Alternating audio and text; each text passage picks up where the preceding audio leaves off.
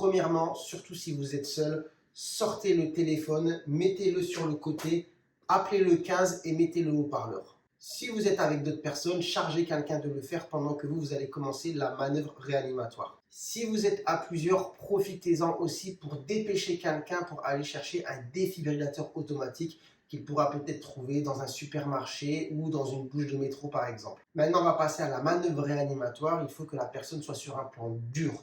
Donc si par exemple elle est sur un lit, il faut la sortir du lit et la poser sur le sol. Ensuite, il faut que la poitrine soit à nu. Donc ici, on a un gilet, on va l'ouvrir et bien l'écarter. N'ayez pas peur d'arracher les vêtements, de les déchirer. Dans tous les cas, là, il faut bien exposer la poitrine. Ensuite, vous allez mettre la paume de la main au milieu du sternum avec la paume de l'autre main par-dessus en tenant les mains de cette manière et vous allez vous mettre perpendiculaire au sol, les coudes bien verrouillés et vous allez commencer à masser. Pour cela, il va falloir faire des compressions thoraciques d'environ 5-6 cm.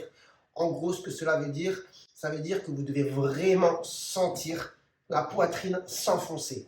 Maintenant, pour ce qui est du rythme, il va falloir faire ce geste environ 100 à 120 fois par minute. Donc, il faut aller assez vite.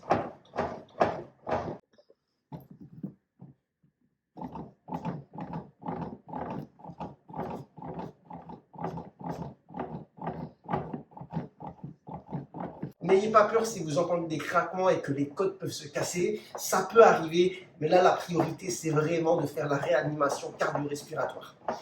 Évidemment c'est quelque chose de très fatigant, donc si vous êtes à plusieurs, alternez-vous pour rester toujours efficace durant le massage. Pour ce qui est de la question du bouche à bouche, non, vous n'avez pas à en faire, vous devez juste vous concentrer sur les compressions thoraciques en les commençant le plus tôt possible sans vous interrompre et en attendant l'arrivée des secours.